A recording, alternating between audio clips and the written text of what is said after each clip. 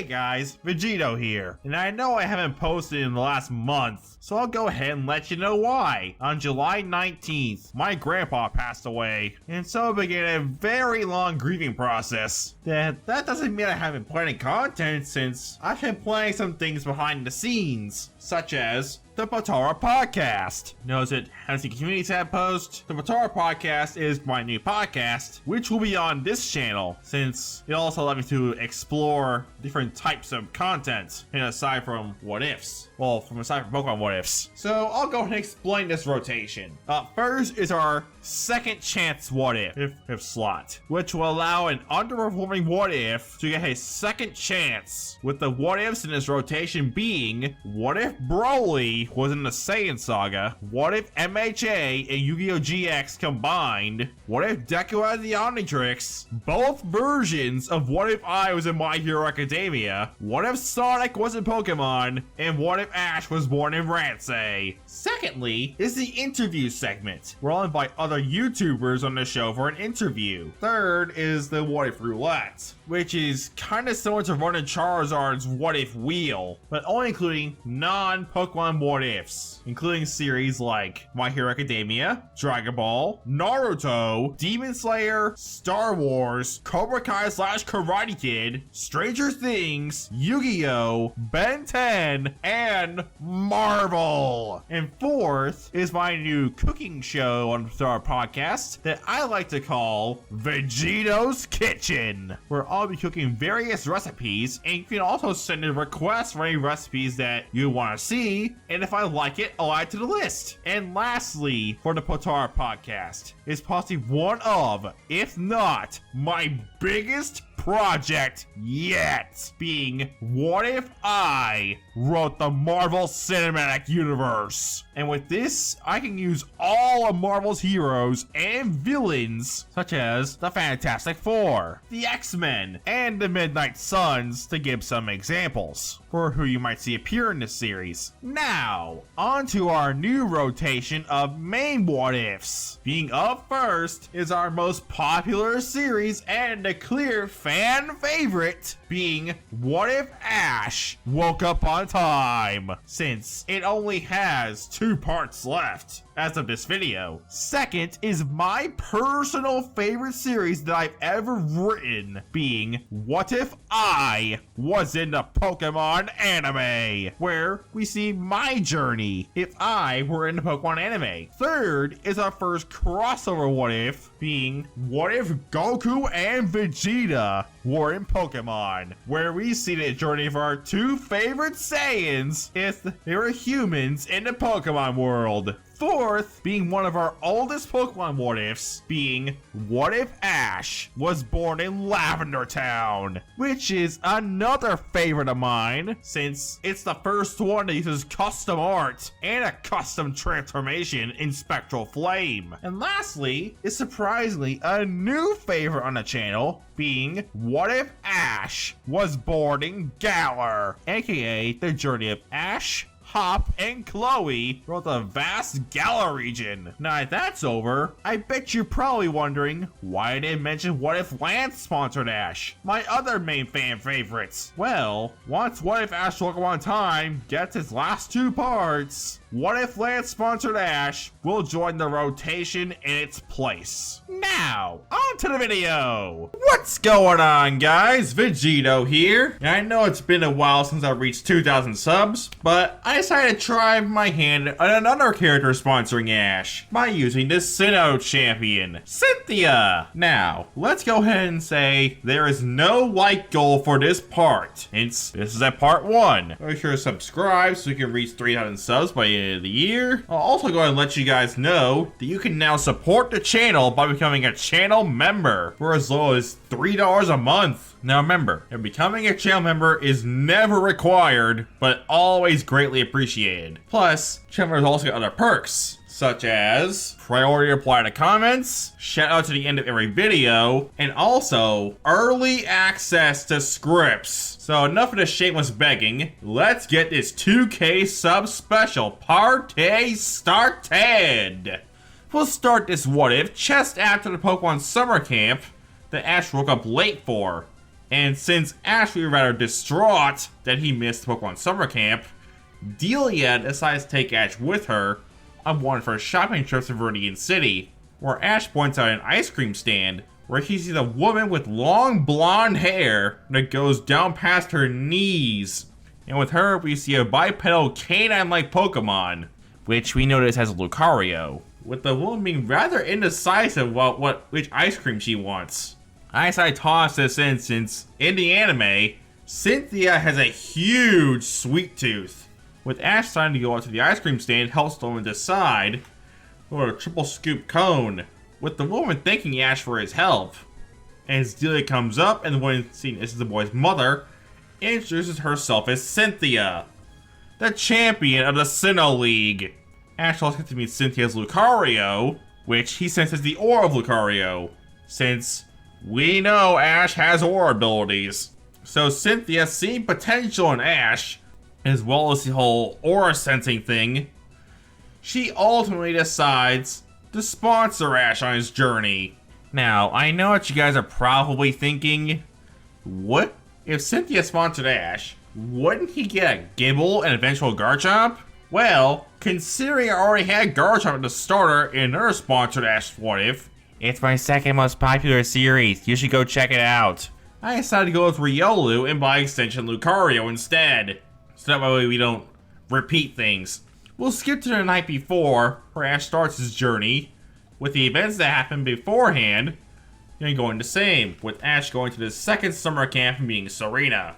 Ash then decides to watch some Pokemon battles on TV, mainly involving Cynthia, and the various challengers he's had over the years, such as an Elite Four. Delia then tells Ash to go to bed, and that Cynthia will be waiting for Professor Oak's lab tomorrow. So Delia puts on a Professor Oak program where he discusses 3 Kanto starters, being Bulbasaur, Charmander, and Squirtle. Ash still wakes up late and bolts Professor Oak's lab while still in his pajamas, with him still bumping into Gary, with him wondering why would a champion like Cynthia sponsor a loser like Ash instead of a prodigy like him. So Professor Oak chastises him for being late and just tells him to come inside with him where Cynthia is waiting, where Cynthia welcomes Ash to the lab and prepares a Pokeball for him, since all the Kanto starters are gone. So Cynthia sends out the Pokemon inside the ball, being a blue canine-like Pokemon. But Ash is a little disappointed that this Pokemon isn't a Lucario. But Cynthia explains that this Pokemon is called a Riolu, and it was bred from her Lucario, with its Riolu having egg moves since it was bred from Lucario. Its moves, her moveset is Quick Attack, Thunder Punch, Meteor Mash, and Shadow Claw. Quick Attack is a level up move, Thunder Punch and Shadow Claw are TM and Mewtwo moves respectively, and Meteor Mash is an egg move. I gave him those moves to help cover its weaknesses. Thunder Punch for flying types, Shadow Claw for psychic types, and Meteor Mash for fairy types.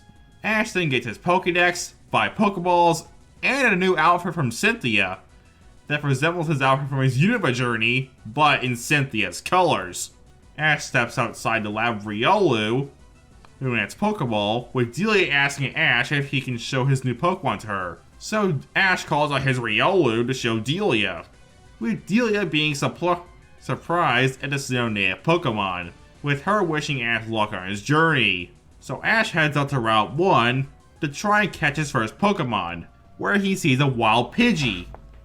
When Ash decides to enter Riolu for a battle, with Ash commanding a Thunder Punch, which would knock out the Pidgey, with Ash being rather disappointed that he couldn't catch the Pidgey. So he then sees a Spearow and has Riolu use a weaker Thunder Punch to try and not knock it out, which works, and Ash then throws a Pokeball to catch the Spearow, turning Ash's team to 2.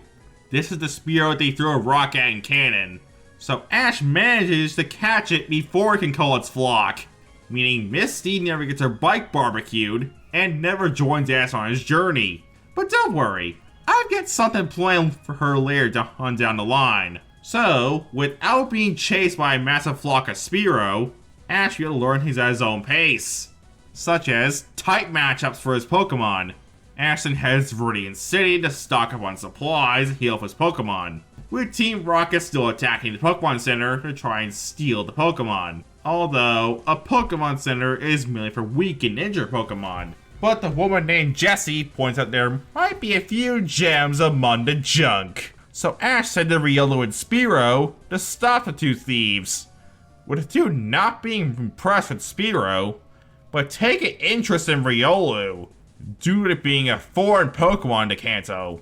So Riolu communicates to Spearow to focus on Ekans. Now he'll deal with Meowth and Coughing, with Spearow being able to know the moves Peck, Growl, Leer, and Assurance. Spearow uses a Peck on Ekans, although because it got close, it's in perfect range for a Poison Sting from Ekans, leaving Spearow poisoned. So Spearow hits Ekans with an Assurance after this to knock it out, meaning Spearow can now help Riolu with Meowth and Coughing, while Meowth takes a Meteor Mash from Riolu, which raises an attack stat. So Riolu finishes off the Meowth with a quick attack into a Thunder Punch, with the electricity hitting Coughing as well, which caused it to explode, sending Team Rocket blasting off, although the Pokemon Center wouldn't blow up. So Ash lets his Pokemon heal overnight, and heads off to Vermillion Forest the next day, where normally Ash would catch his Caterpie, but without Misty, Ash wouldn't see it. So he sees another bug type, a Weedle. So Ash calls out his Spearow to battle it, with Spearow using a Peck, allowing Ash to throw a Pokeball and catch the Weedle, bringing Ash's team to 3 Pokemon. So while training with his new Pokemon, Team Rocket shows up and tries to steal Riolu. So Ash decides to have Riolu fight at Team Rocket, although he gets blinded by Coughing's Sludge attack. However, James didn't take Riolu's Aura Sensing abilities into account, with Ash being Riolu's eyes. Although Ash sent him his Weedle as backup, with string shots hitting Meowth to incapacitate it, leaving only Ekans. So Ash has Riolu use Shadow Claw and Meteor Mash in a combination move to take out Ekans, making Team Rocket retreat, and Weedle ends up evolving to Kakuna and learning Harden in the process. Ash then heads further into the forest where he meets Samurai, a trainer who ends up battling all 4 trainers from Palette, with him losing to 3 of them. So he challenges Ash to a battle, which is a 2-on-2, with Ash deciding to use his Spearow and Riolu. Riolu said to have more experience than Kakuna, and Spearow said it has a type advantage over Samurai's bug Pokemon.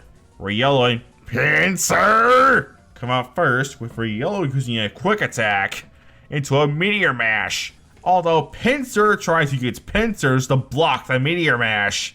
Although Riolu uses a Thunder Punch with its free hand, the deck Pinsir square in the face, which leaves Pinsir with a paralysis, with Riolu using the speed of a quick attack to get out of there, reward a quick counter attack from Pinsir. Samurai then orders Pinsir to use a tackle attack, which hits Riolu hard, although Riolu fires back with a Shadow Claw to knock out Pinsir, leaving Samurai with 1. Metapod comes out second, with Riolu using the fact that Metapod can't really do anything other than use Harden. So Riolu decides to use Quick Attack to blitz Metapod and hit with a Meteor Mash and Shadow Claw combo to leave it unconscious, leaving Ash the winner, with Samurai saying that he wouldn't expect anything less. That's from a trainer sponsored by Pokemon League Champion. For those wondering how Samurai would know that Ash is sponsored by Cynthia, Gary ended up telling him to his jealousy towards Ash, since Ash got sponsored by a champion and he didn't. After this, Ash decides to head to Pewter City to challenge the first gym, with him managing to arrive after a couple of days in Vermillion Forest, which during that time, Ash's Kakuna managed to evolve into a Beedrill, and Ash's Riolu managed to learn Force Palm, although it forgets Shadow Claw to learn it.